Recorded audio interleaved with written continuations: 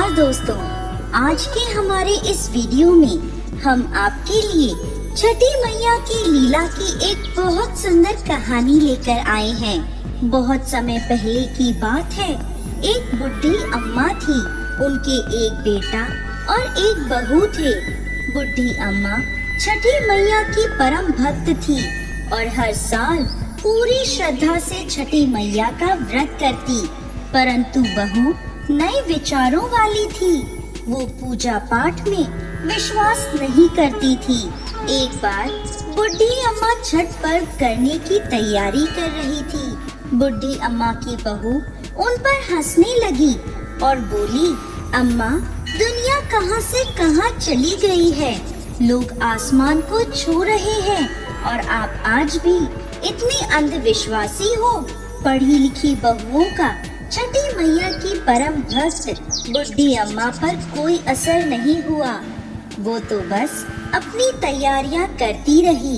बहू फिर बोली, अम्मा, ये सब बेकार की बातें हैं। इस उम्र में 3 दिन तक भूखी रहोगी तो खुद पर ही मुसीबत लाओगी।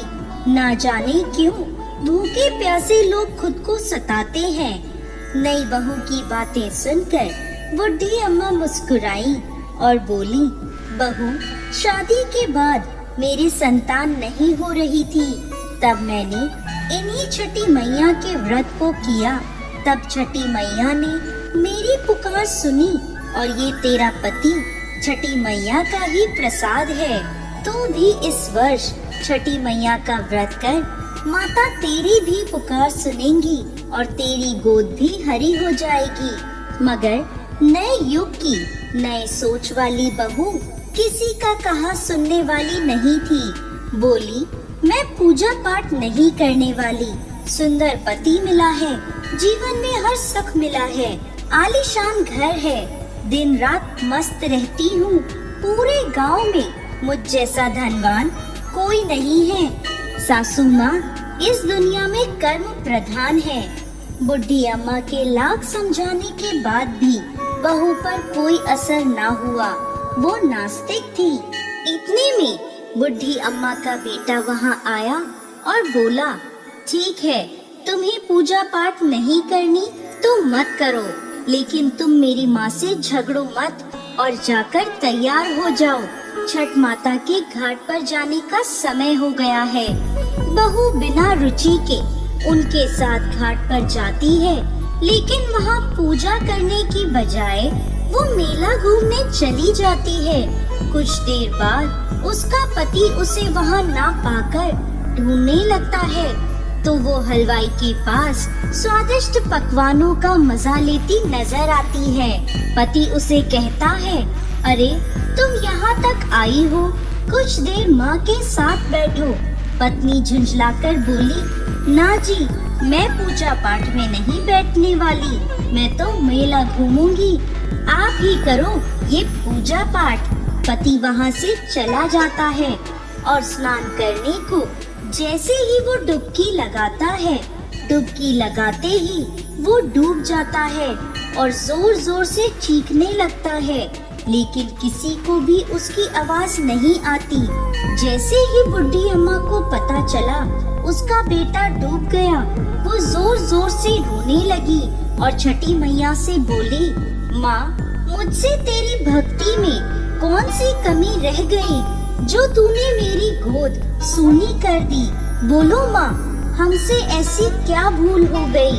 हम तो घाट पर तुम्हारी पूजा करने आए थे, तुमने तो हमारी दुनिया ही उजाड़ दी। माँ, यदि मुझसे जाने अनजाने कोई भूल हुई हो तो उसकी सजा मेरे बेटे को मत दो। ऐसा कहकर बुढ़ी अम्मा जोर जोर से रोने लगी। उधर मेले में शोर मचा कि घाट पे एक व्यक्ति डूब गया है। सुनकर बहू दौड़ी दौड़ी वहाँ आती है और देखती है कि उसकी सास रो रही है और उसका पति डूब गया है, तो उसे सदमा लग जाता है। वो जोर जोर से चीखती हुई बुढ़ी अम्मा से कहती है, मैंने पहले ही कहा था अम्मा, ये छठ के चक्कर में मत पड़ो। सब ढोंग है, अंधविश्वास है। और देखो, आज मेरा पति मुझसे दूर चला गया। ये घटना देखकर सभी लोग मन में छठी माता को पुकारते हैं, हे माँ, इस बुढ़िया की पुकार सुन लो। छठी मैया तो है ही दयालु। माता कभी अपने भक्तों को निराश नहीं करती। इधर पुत्र वियोग में बुढ़ी अम्मा जैसे ही जान देने नदी में कूदने लगती है, तभी नदी में से एक लहर उठती है और उसी लहर में से बुढ़ी अम्मा का बेटा बाहर आ जाता है। ये देख छठ घाट पर खड़े सभी लोगों की आंखें खुली की खुली रह जाती हैं। बुढ़ी अम्मा खुशी से रोने लगती है। बहू भी खुशी के मारे जोर जोर से रोने लगती है।